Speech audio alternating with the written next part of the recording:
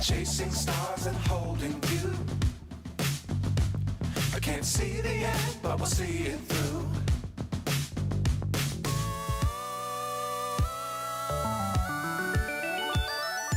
Flying, get on board. We're smiling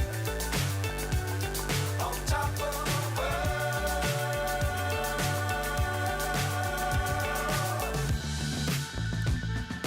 Dangerous times, don't fly too high. Be sure to keep the ground in sight. Fly forever if you keep it tight. Love the world, but keep the sky on your mind. Flying, get on board. We're smiling on top of the world. Flying, get on board. We're smiling on top of the world.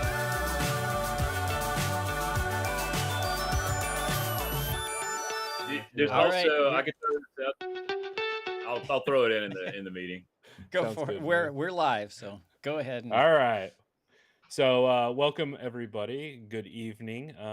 Looks like we got a full house here tonight. I think this is the first time we've all been here together in a long time. So just quick update on who we all are. We got Dave, we got Dan, we got Alex, we got Rob, Blunty, and myself. So I do have quite a few articles to cover this evening. Rob, you had something you wanted to touch on first. I'll give you the time. Oh, sure. I was just going to say, great news. I don't know if y'all saw the announcement. It was 2 days ago, 3 days ago. It was Monday of this week. FAA has announced they are updating before you fly. So it's finally happening. So they're saying that they're going to be adding a lot of functionality, and there's going to be, I guess, communication with some desktop and some mobile applications. They're supposed to have very clear status indicators of when it is and when it is not okay to fly. And it's supposed to be a lot more informative with integrated maps and filtering and all the things that we've hoped Before You Fly would become. So I'm really excited to see this release. They're saying that it's going to begin February the 1st. I wonder if they'll show FRIA locations on their map. And that was I don't know. Or you that could was just use the internet and find them. February 2024. February 1st of 2024. Mm-hmm. Okay. Wow. That's awesome. So they are partnered with God. Well, they were partnered with Loft. The Loft were the authors. I'm wondering if they are the authors for this work. And since I thought that Before You Fly was shutting down, so I'm surprised to hear this. Well, I would imagine Aloft is probably keeping them afloat on this, and I don't know who else they would partner with. I mean, Aloft is definitely. I mean, that's my go-to. I don't even use Before You Fly. I use Aloft, and it's kept me out of some hairy situations and opened up interesting conversations with some folks in the past. So Yeah, definitely cool. A good point to, if I may, Yeah. to just remind folks that Aloft has created a new application explicitly for recreational operators called Air Aware. And so if you go in there to ask for Lance approval, it moves you over to air control. So, and their Lance approval elements will be migrated into Air Aware, so I understand. But for the moment, keep both applications on your phone or on your personal device. But for this is once again Aloft supporting recreational operators, and it's sponsored by Pilot Institute. So both organizations we work with, both organizations that we absolutely embrace and endorse. This is a great group of people, and Air Aware remains free for recreational operators. So our thanks to Aloft as well as Pilot Institute. All right, so this is the from Aloft. This is their AirAware. So from the creators of Before You Fly and Pilot Institute, AirAware, building on the highly rated and popular Before You Fly platform, Aloft and Pilot Institute are proud to announce AirAware, a next-gen application for maximum airspace transparency. Excuse me. This new app makes it easy to understand the airspace you're flying in and includes the largest data set of terrestrial rules for drone operation in the world. AirAware is a free application that's available for both iOS and Android. It uses official data updated in near real time from FAA in order to show you TFRs, airspace, and more. AirAware has been rewritten from the ground up to be fast, performant, and easy to understand. Have confidence about where you're flying. So, yeah, so definitely a good thing. And Meat points out an interesting point in the YouTube chat where he's asking, he's curious to see what the end user license agreements are for these apps and how much data it collects and where that data is going and who's getting it and are they making extra money off of selling your data? You know, how does Before You Fly? Do they have to worry about that or do they not care because they're working with the FAA, or are they making some extra money on the side by collecting all your remote ID data and selling it to somebody? Yeah, this has been Before You Fly has been a money loser for Aloft.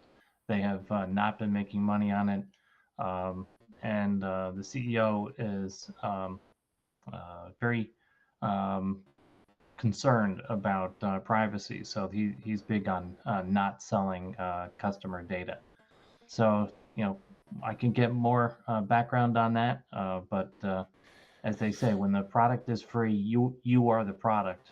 But in this case, with AirAware, with product from Aloft, I suspect not. I mean, this is John Hagrains and his team doing us a big service. But it's a very good question. I'm assuming they're hoping some of the recreational people like it and then pay for the features of the Part 107 side of the app. And yeah, exactly. 100%. Air control is predominantly 107, and that's where it starts to be charged, right? Do we think so? Like Rob mentioned, and I googled that. So like Before You Fly is getting a big update from the FAA. So now we have two apps.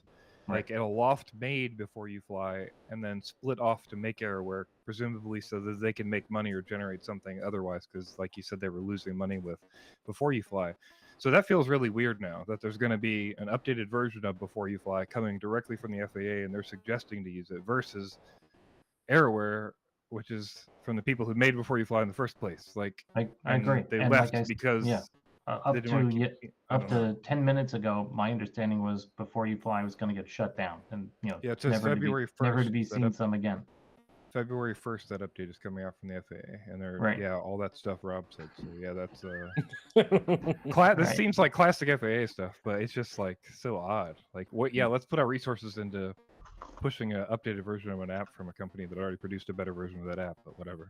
Yep. No, I mean we all know that there are times where the FAA has erred to allow people to do the work for them, right? So I mean in this case, Aloft and John Hagrains and his team have made it evident that they support recreational. For me, it's really about trusting the people who trust us to do the right thing. So, I've always used Aloft ever since it came out. I used back before when it was called Kitty Hawk, so Before You Fly has always been buggy and a hot mess for me. I don't know about anybody else. And that was back before, John Hagrains took it over. And ever since then, I've just used Kitty Hawk / Aloft. So just because it was reliable and did what I needed it to do. So to answer the previous question from Meat, I pulled it up, and I have an Apple, but it uses the following data, which may be collected but is not linked to your identity, may be used for the following purpose. They use your location for course location, usage data for product interaction, diagnostics for crash data, and that's crash of the app, not crash of the drone. Not drone crashes. Performance data and other diagnostic data, obviously, to help them improve the app. It does have app functionality for precise location and course location. And then everything else is just product interaction, crash data, performance data, and other diagnostic data. So, Yeah. And so obviously we don't know what Before You Fly will have, but I know there were concerns with some of the remote ID apps that you were basically agreeing the fact that any remote ID data that was captured by your device was going to be sent to the company that could then be resold. Right. mhm. There's also So. a feature in Air Aware called Notify and Fly that's been in Air Control for some time. And this is something that we've been pushing the FAA to accept for something like an FPV race, so you don't need a FRIA, so that you tell the FAA, we're going to be flying here, this is what we're going to be doing, and it's going to be in this volumetric space. They're not interested. So we keep pushing, and it's in there in Air Aware, and that's, like I say, we'll keep pushing it. Yep. Yeah, I kind of agree with y'all. I mean, Before You Fly is not, I don't know. For me, it's not a lance provider, so I really don't use it for anything except the TFR aspect. I do find that usually, most of the approved lance providers are going to have hey, there might be a TFR here. They're going to have a big circle that goes 3 statute miles from the target of that TFR, generally sporting events. And it's going to tell you to check and see if it's active, whereas the Before You Fly usually has more information on the TFR.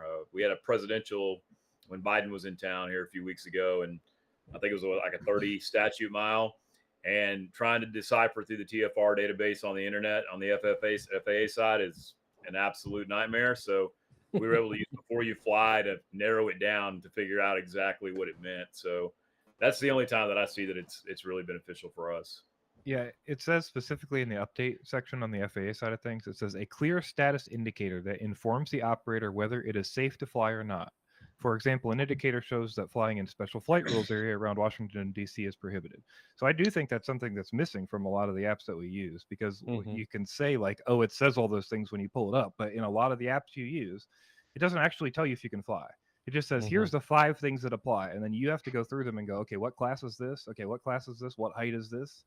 And What so, TFR is it? yeah, if it is actually like proper, it would be nice to have like a Go, no go. indicator. Yeah. Go no go. Absolutely. Just to And- be and this nit- would And Before You Fly does have that already.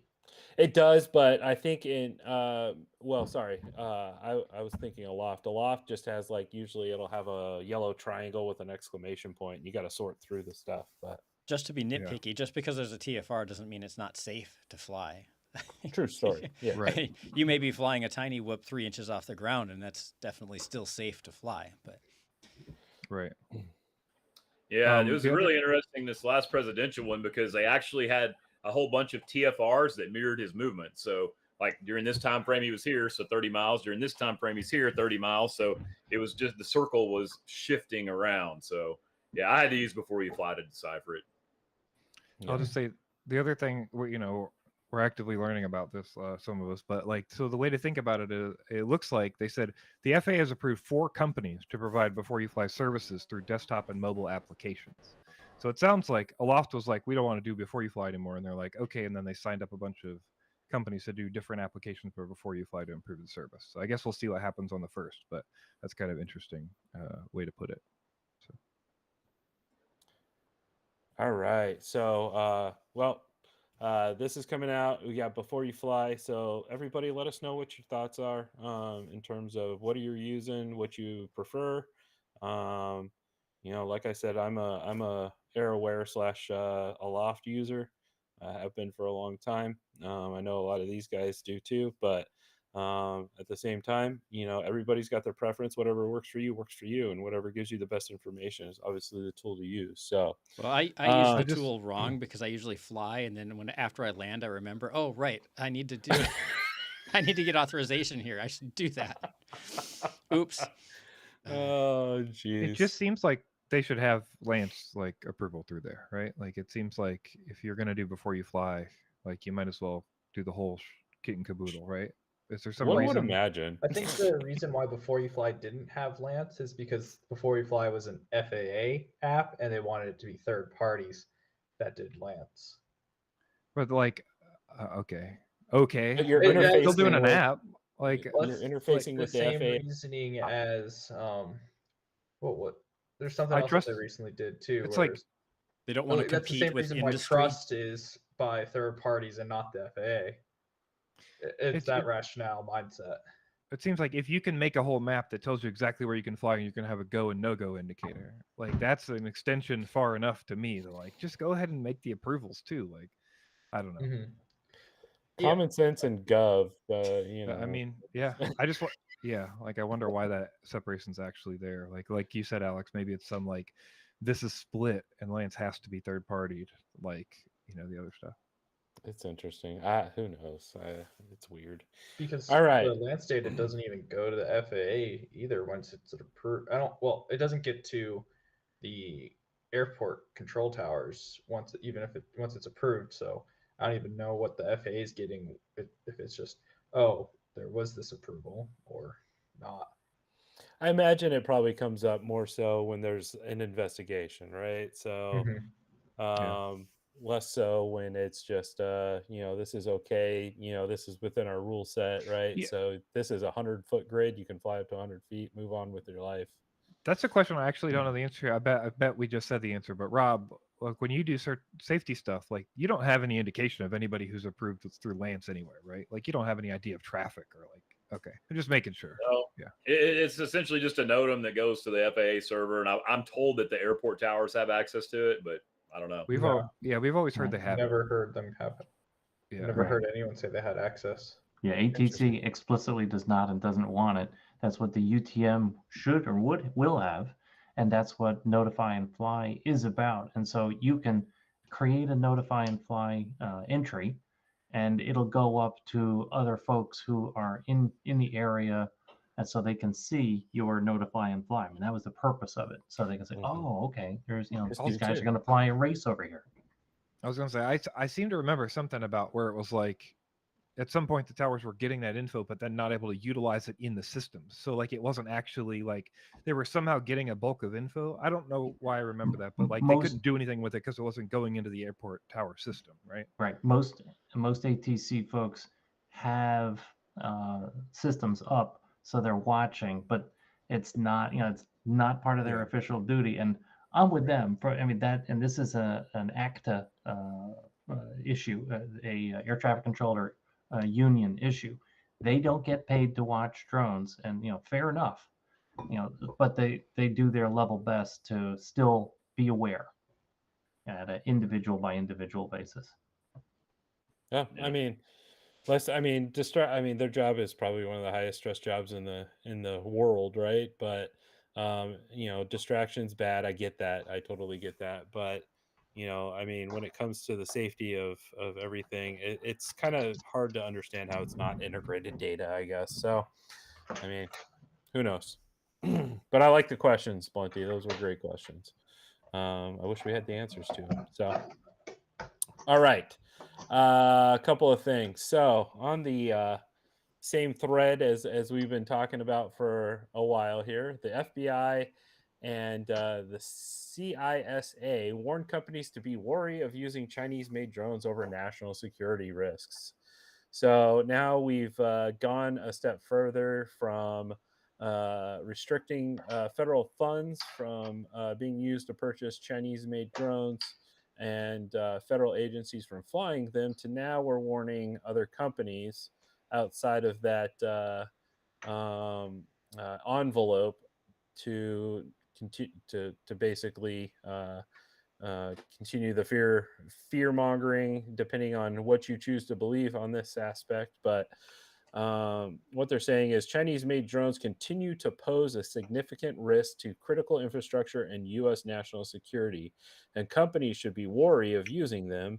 The FBI and Cybersecurity and Infrastructure Security Agency warned in a new memo issued Wednesday.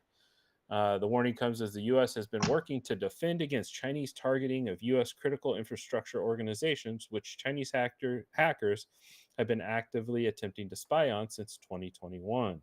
probably before that. Organizations targeted by the hackers over the maritime, transportation, communications, utility, and government sectors, among others. Our nation's critical infrastructure sectors, such as energy, chemical, and communications, are increasingly relying on unmanned aerial systems for various missions that ultimately reduce operating costs and improve staff safety, said CISA Executive Assistant Director for Infrastructure Security. Why do these people's titles need to be so long? Can we just be like assistant director? Because every time you get promoted, you add words and then you get a bigger salary. You get paid by how many words are in your title. Oh man, I need a bigger title, Dave. We'll multiply instead of add to your income. Hey, I like it. However, the use of Chinese manufactured UAS risks exposing sensitive information that jeopardizes U.S. national security, economic security, and public health and safety. Wednesday's memo points to laws passed by Chinese government since 2015 that require Chinese companies, including Chinese-owned drone manufacturers, to provide the government with access to data collected within China and around the world. So we're continuing on this vein. So, I don't know. I mean, DJI has come out and said they don't do this. Again, that's probably a level of PR. It could be that they don't. It's hard to really figure this out. But at the same token, back several years ago, correct me if I'm wrong, but didn't DJI help the Department of the Interior create custom firmware for their drones that blocked all of this kind of stuff? It was a green room ground up in total firmware that had no external communications. And about a month or so after they completed that significant piece of work, the U.S. government said ground all Department of Commerce drones. Yeah. So, I mean, it's kind of goofy that a company that helps develop the firmware to apply to these standards then all of a sudden gets vilified for doing the same. So, I mean, I get the, everybody's got an opinion on DJI. Everybody's got an opinion on what's happening in world politics right now. But at the same token, I really don't think that you going out and doing a survey of a construction site or utilizing that drone for recreation or to film your family is going to be that big of a deal security wise. Rob, thoughts on this? Yeah, how long you got? Well, we've got 40 minutes. So some things that I want to point out. So in that article, that 2019 DHS memo that was published said that they may pose security threats, that they could have security vulnerabilities. All of the independent studies, Booz Hamilton, several other independent groups have not been able to find any verification that there are security vulnerabilities. So whether there are, if there are, there's no validation of it. Furthermore, if what is there, like 860,000 registered drones in the U.S. If you take those drones and you look and say DJI is approximately 75% of the market, there's still 650,000 DJI drones out there that consumers are flying. So are the consumers the problem, or is the federal government the problem? All right, last point on that. There is a very, very well-known domestic company that is working on essentially using the PSDK port on the Enterprise Series craft and adapting an LTE dongle, if you will, that would take over all the comms controls protocol, and it would keep everything. It would override the DJI code, and it would keep everything, behind firewall, U.S. servers, all that. So essentially, it's we banned TikTok, we didn't ban the iPhone. So kind of that same mentality. They're looking at finding a way to use the hardware because there's no comparison to it, especially for the price point, but maybe using, US vetted, US written code to support it. So I'm really hoping that pans out, because that'll be, somebody's going to make a lot of money on that when they're successful with that endeavor. Absolutely. So far in all of these press releases about banning Chinese drones and saying that they might do this or might do that, they haven't convinced me at all that they are doing that. I agree with you, Dan. I know sometimes you can't necessarily say they are doing this without sharing too much information and saying how you know that, but they should be able to at least give some indication. And there's so many people using so many of these drones and so many people looking at the data and where it's going that people would find out if sensitive data is being sent back to China. And I just think there would be concrete evidence from people doing this. And I just haven't Yeah, seen it yet. Well, that go ahead, Blunny. I linked the Josh has pulled up the thing I linked here, which is the actual document that they published. And if you read through this, very classic government document, does not read like it says anything. Basically says nothing. But it basically describes like exactly what you're saying. Like there's no known threat. And then it says like, you know, China passed a law in 2017 that says their companies have a duty to help the government. And like, it just like, here's some supporting evidence that says they might try to hurt us later. And then if you scroll down, it's just a bunch of like, this is basically like cybersecurity 101. And if you have to tell, I don't like, it talks about sensitive and secure applications. And like, if you have to tell any of these companies that like, you shouldn't one of the things that is you shouldn't live stream what you're doing because people could figure out what you're doing and where. Like, does that, what are we doing? You know? But anyway, so this is basically like a cybersecurity document that says like, hey, drones might be a vector of attack.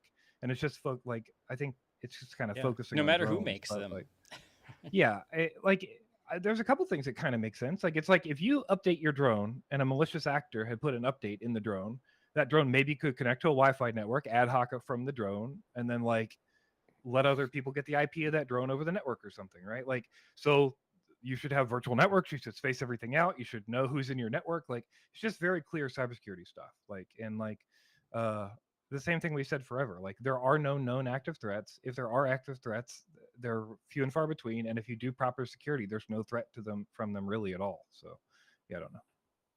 No, completely agreed. Yeah, I'm familiar with the document that you shared, Blunty, and it's like an elementary like how to prevent phishing that gets sent out to like every every work group. corporate employee, period, right?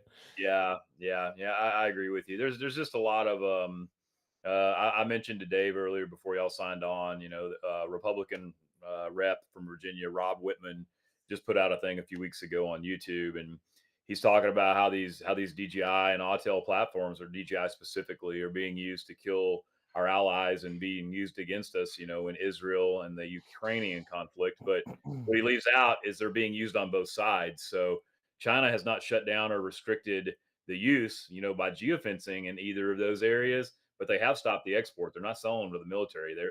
DJI is very, very upfront that they are not a military provider. Now, contrary to that, though, I mean, there's straw buyers. You know, prices are up. You know, straw buyer. There's almost, you know, there's tons of drones that are getting shipped overseas. You know, right now for use in these conflicts, they can't buy them quick enough. But if China was really, you know, I think if that was a valid concern that China was going to just cut all the drones off, you know, they would have already done so for Ukraine. You know, being tied in with Russia, and it just hasn't happened. So, Well, I mean, in a certain aspect, money's money, right? So, I mean, you know, a lot of times it's the color green is what's getting people. So, you know, and I tend to try and steer away from some of these conflicts where drones are getting used, because, you know, in the long run, I mean, it personally upsets me because it's something that we enjoy being used for something else, and um for nefarious things, you know, hurting people, killing people, that kind of stuff. And that does upset me. But at the same token, you know, I'd like to put out a word of caution. And this is kind of like Josh's real speak at the moment. So I spent a lot of time reading news articles and kind of staying up to date on happenings around the world. But, you know, even here at home in the United States, there are people who are seeing what's happening in these conflicts with drones, and I'm seeing a lot of push towards personal jamming devices getting created and stuff like that. So on the flip side, I just want to, you know, put it out there that I'd like everybody to be aware of your surroundings, what's going on around you when you're flying. It's important. There are people who still continue to distrust, and I feel like these conflicts and how these tools are being used, and oftentimes what we want to say is toys are being used, is leading to more distrust of the technology than anything anybody else has put out there. So please be careful when you're out flying. Understand what you're flying around, who you're flying around, um, and have a friend. I'm not saying have a spotter. I'm saying have a friend to watch your back, and just be safe out there, because there's people out there who are concerned about this technology, and who are and can be taking steps to mitigate this technology for their own purposes. So And I would say we need to further, really, really emphasize that, especially with the RID mandates coming up and all the open source tools that are available, where yes. people can scan and find your ground control station in your area of operations. And Yeah, I'd absolutely. also agree with what Ken Sherman says in YouTube, and that it really feels like a lot of these announcements about the DJI bans and what it could do is really just politicians using this as a tool to push their agendas.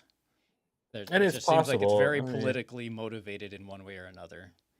I mean, the government doesn't do anything that isn't in its own best self-interest. So, I mean, let's be real. But on the flip side, guys, I just, I think it's kind of goofy. It has seemed kind of goofy. It feels like it's trying to take the tools out from underneath you.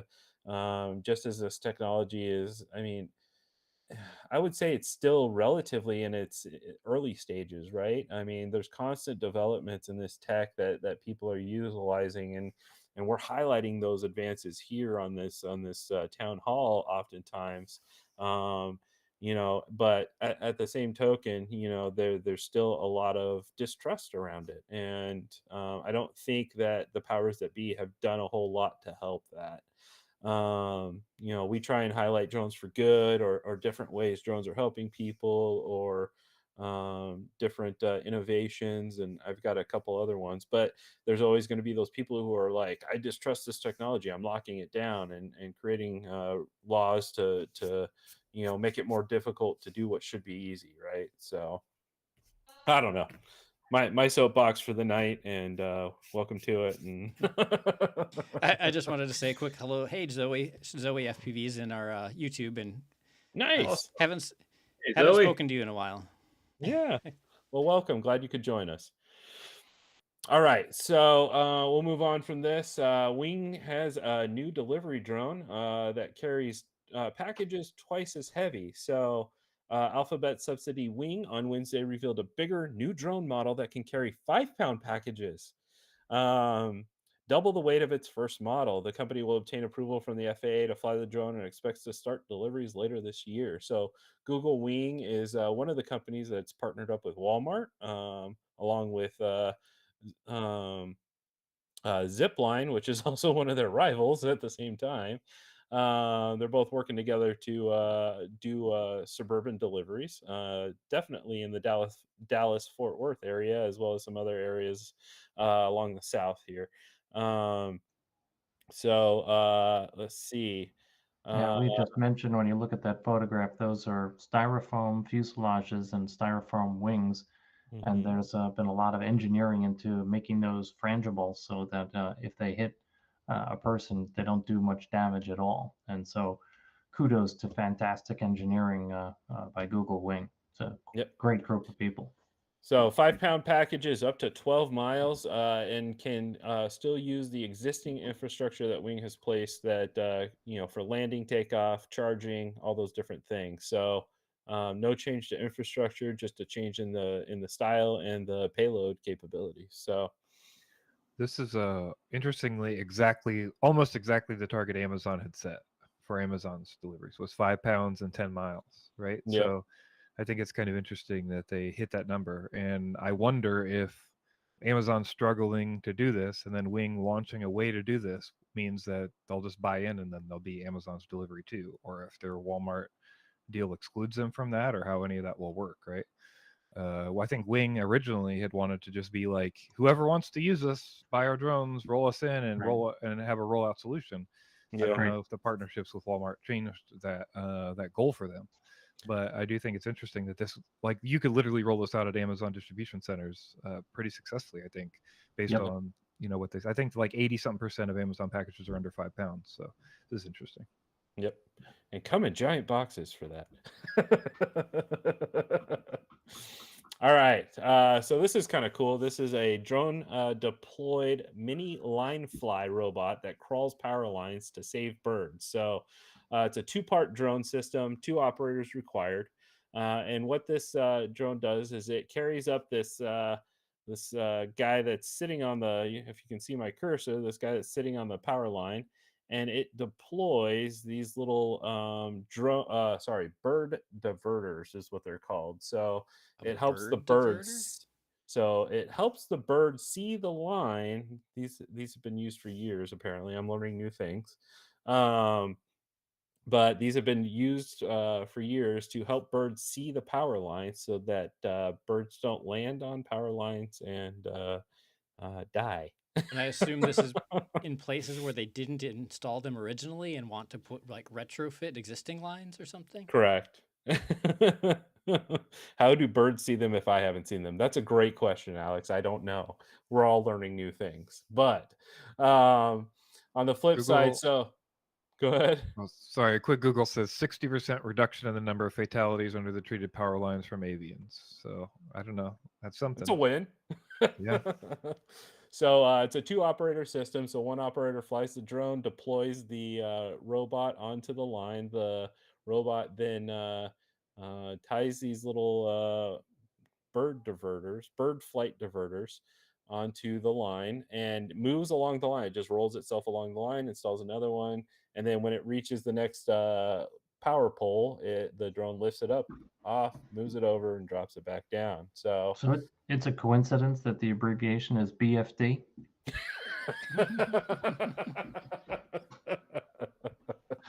Sorry. Dave's got a hidden hate for pigeons, I think. I got excited when I saw this. Thing. I mean, I think it's fine. Like, I mean, great if it helps and somebody was going to do this anyway and it's safer. But like, I got excited when I saw this because I was like, oh, there's some solution for line workers to do less work, right? Or to make it easier for like electrical work to happen, like, which I'd still like to see as a solution instead of something like this. Because yeah, I can't imagine. I don't know what safety records actually are from hanging from a helicopter doing power work, but I can't imagine it's great. Yeah, I can't imagine it would be. I'm sure those people are paid very well for what they do. It's like the guy that makes what $60,000 a year to climb a transmission tower twice a year. Yeah, safer than a window seat on Alaska Airlines. Well, Boeing's having a tough month. Depends on how tight the bolts are on the door on your flight.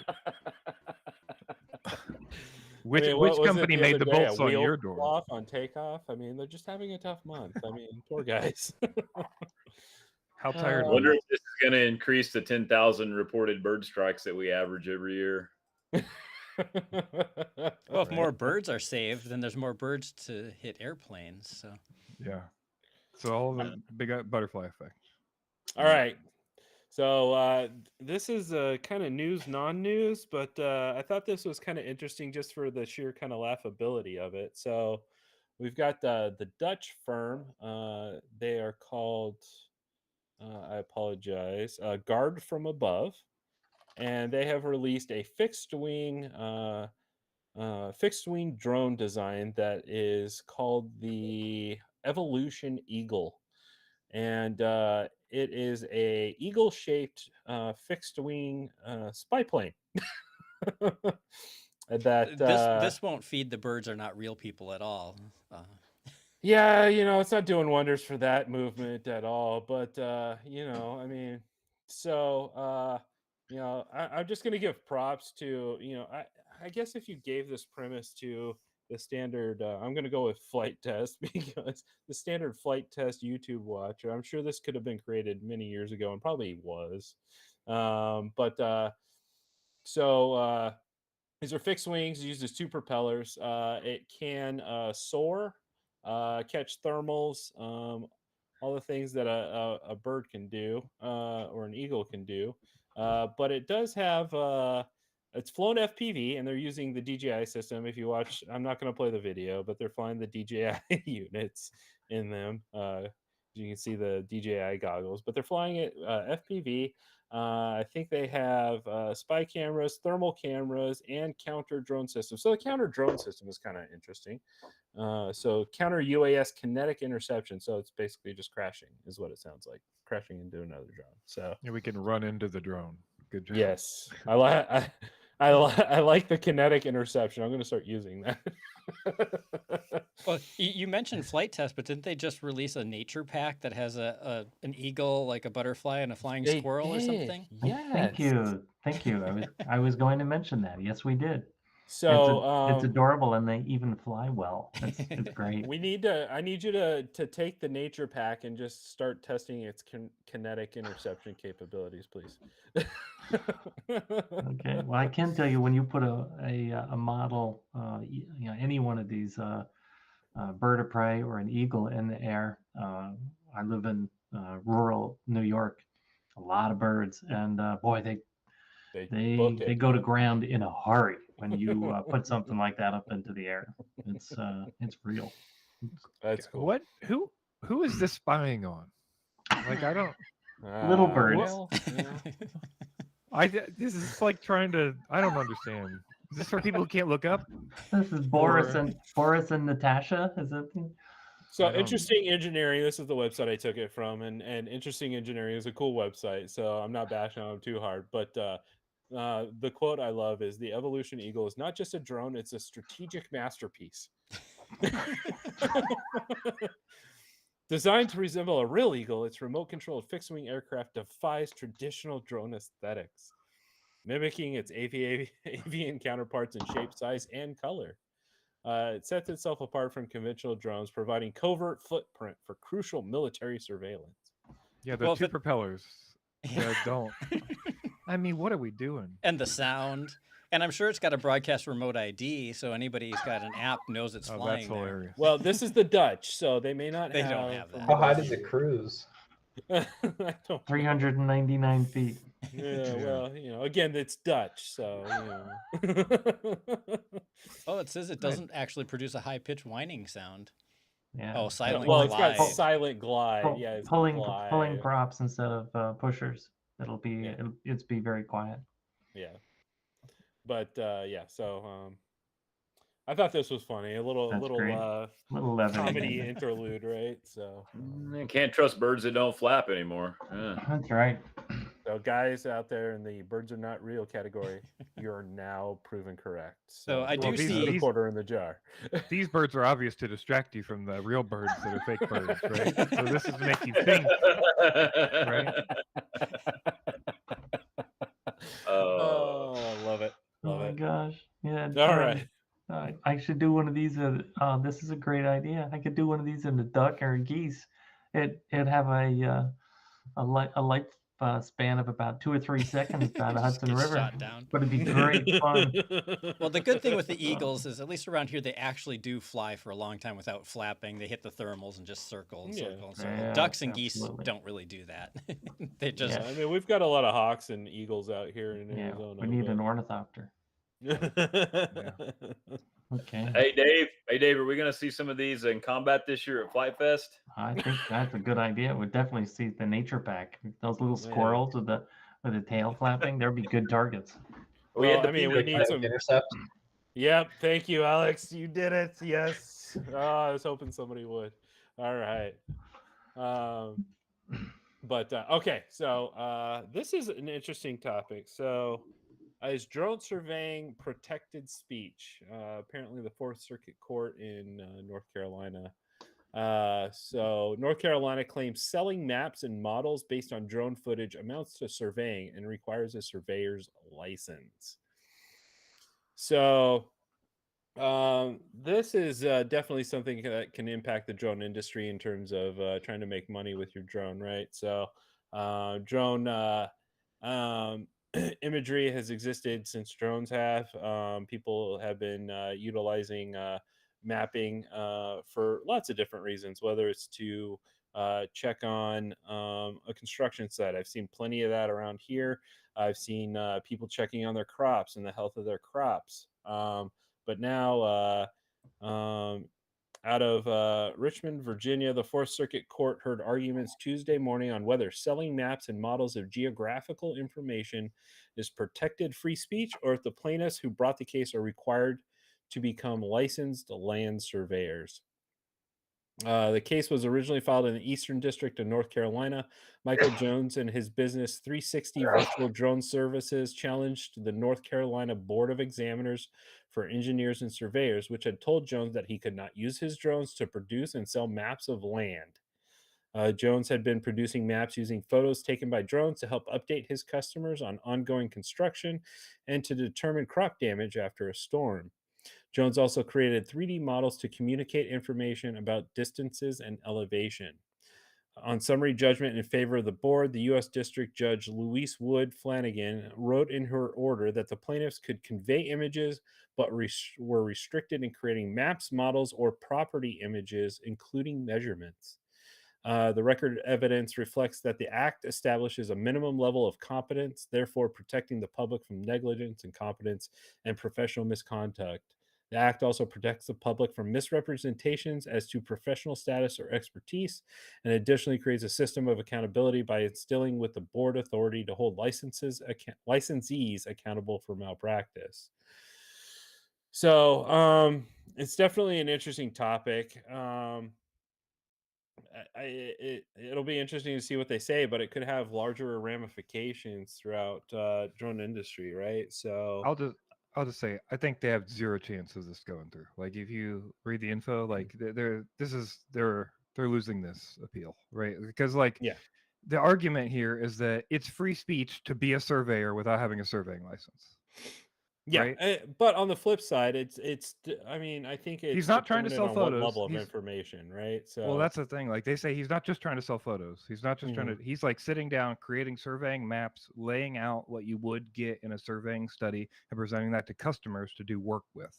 right. And like in that state, if that's the rule, then that's the rule to me. You can't just say it's First Amendment that I can share my pictures. Okay, nobody said that. But to do a business as surveying and then present your pictures in the business for work. Yeah. Is different, Absolutely. right? Like I don't know. Maybe they've got some plan here, but to me, if this passes, then you could just be a surveyor without having surveying equipment or having a license, right? It's the same thing. I don't understand how a drone separates that from like equipment, or like you could be an HVAC contractor without having an HVAC license just because like you want to do it, right? You can perform whatever you want to do. You can tell them whatever you want to tell them. They can make their own decisions. Like that's not how installing licenses HVAC work. is free speech. Yeah, right. It's like, or it's. I mean, really though, the argument they're saying is it's free speech for me to tell the customer what I think they should do, and the customer make their own decision about what they want to do.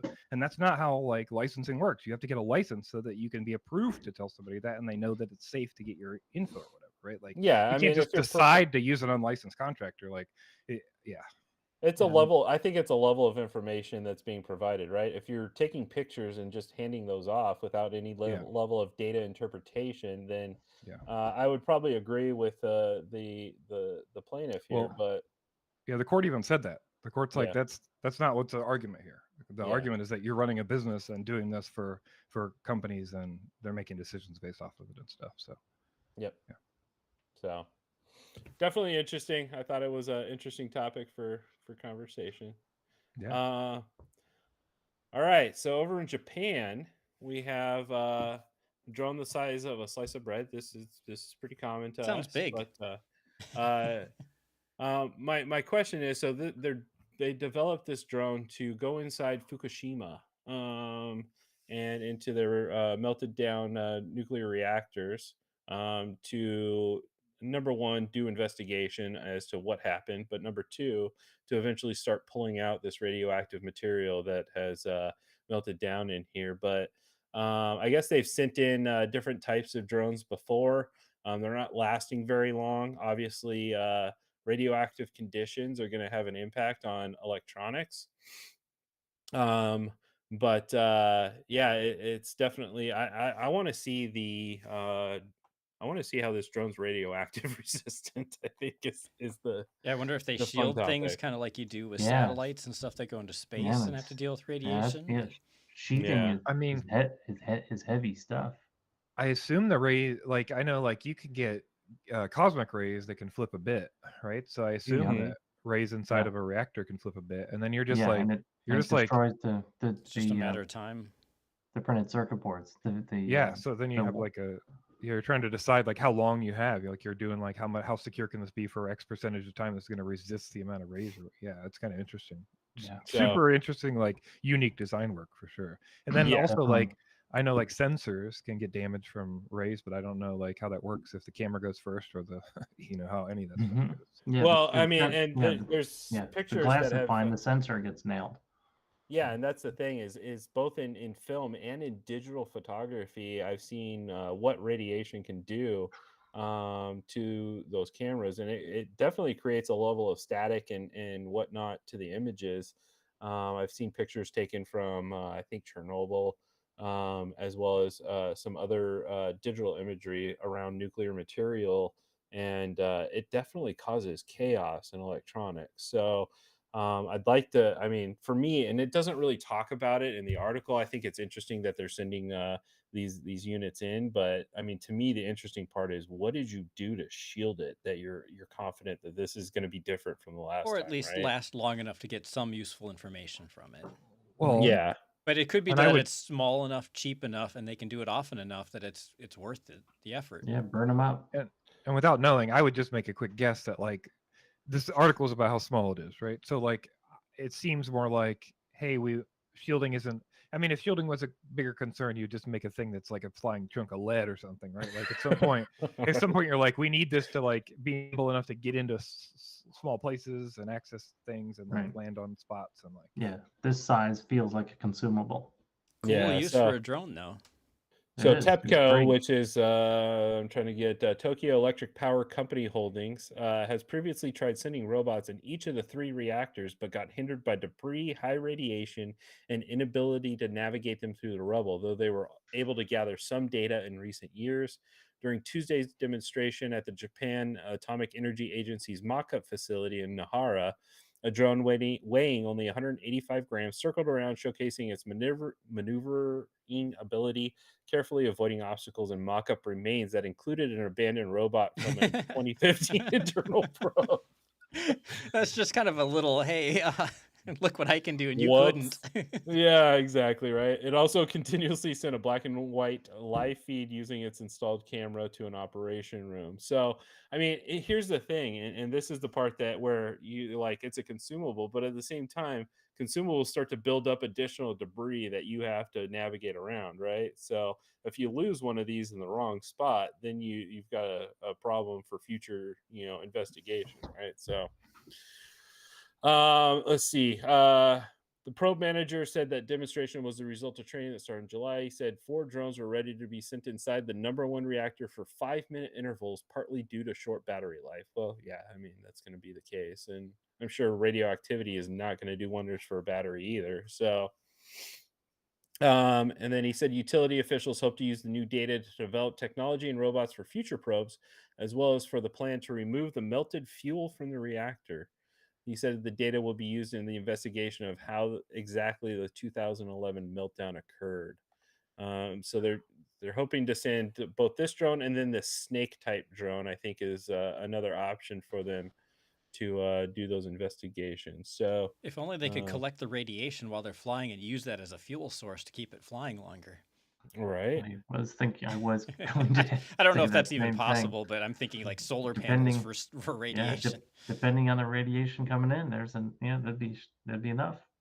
yep. So definitely interesting. And then I think there was and I didn't pull the article. It was I think it was a quick Twitter hit that I saw. There's something about a radioactive crystal battery that's being developed right now. Like self-contained, lasts for like 30 years, low voltage, I think maybe like 3 volts or something like that. Nothing, but small, like quarter sized. So definitely an interesting something. And I don't know if I even have that terminology right, if it's radioactive crystals or whatever, but something new in the battery tech. And I know that also of note, Archer Aviation has partnered up with NASA, and they're working on developing a new battery technology as well. So we'll see where those all lead.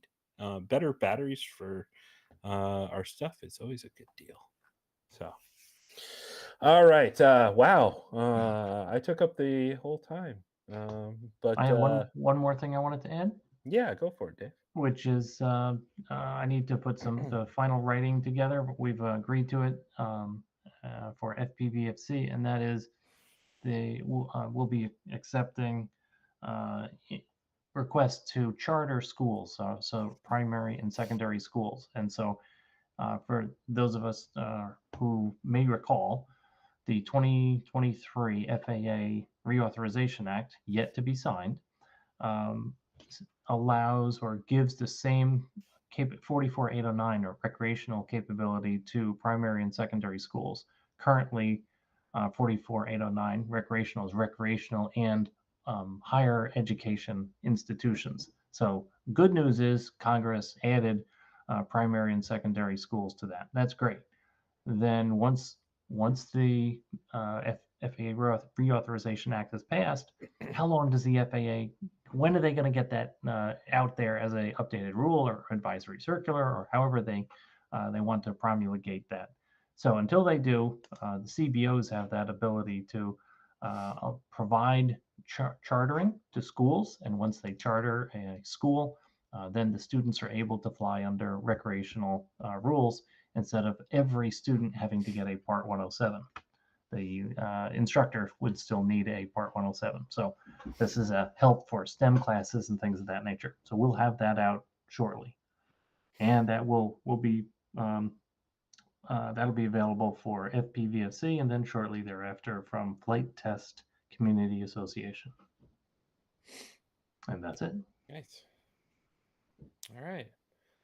Dan, you got anything for us? Nothing new. Still working on some remote ID module website updates for the FPV Freedom Coalition, but not quite public yet. All right. Bunty, anything? Not today. All right. Just a real quick hit before we get to Rob. I do have it is a nuclear powered, smaller than a coin, and can run for 50 years without needing to be recharged, and it can be used for devices such as a smartphone, allowing for it to operate indefinitely. I'll There you take go. things I've heard 16 times in the last 10 years for 1,000. But look at the graphic. It's there. This The feels render. a little bit like Fallout, the video game, right? Like nuclear powered battery in your pocket. I have questions. You're muted, Dave. Yeah, we're gonna have to lip read what Dave said and just imagine it. You're muted, buddy. What'd you say? Can I get one on Banggood or Temu? You might be able Alibaba? to. I mean, it's let's see. We've got Beta Volt technology, prototype device that uses nuclear isotopes along with semiconductors to convert energy into electrical power. Also boast about the safety of the battery, saying an article from Science and Technology Data that it works safely between 120 to negative 60 degrees Celsius. That's good. That's good. Resistant to punctures or gunfire. I have questions about that statement. And it puts out so little power. Can I that test it's- it? That it's safe. Maximum output of 100 microwatts and 3 volts. I don't know that you'd want to test that. Like, Yeah, a little light. yeah, so 100 microwatts. yeah, Well, you'd I need meant a testing the resistivity to Oh, okay. And Puncture? micro. Is it micro? puncture 10 resistivity. times 10 to the negative 6, Alex? what or Micro. microwatts. 10, Yeah. 1 times 10 to the negative 6? Yeah. Okay. But they're planning to make a 1 watt version after it mass produces the 100 micro. What kind of jump is that? We're planning to produce a 1 watt version. Yeah, it'll be the size of a car. Yeah. Just throwing that out there. Yeah. So that's what, yeah, it's currently 1 millionth of a watt. I mean, I'm with you, Blunty. If 1 there's watt? something you need to power for 550 years or whatever, and it's 1 millionth of a watt, then this seems like a great application. Yeah, that's right. what does it do? It produces a very small amount of static electricity. Yeah. It tingles once a week. A butterfly. Like an All right. exhale of a butterfly. Alex, you got anything, brother? I don't have anything this week. All right, Rob, wrap us up. Anything? Nothing huge, no. All right. Guys, stay safe out there. Thanks for joining us tonight, and definitely appreciate you guys being with us. Yeah. And hopefully we Thank- provided some good information, hopefully a few laughs, and we'll see you again in another couple of weeks. Thank you so much. Absolutely. Thank you. Thanks, guys.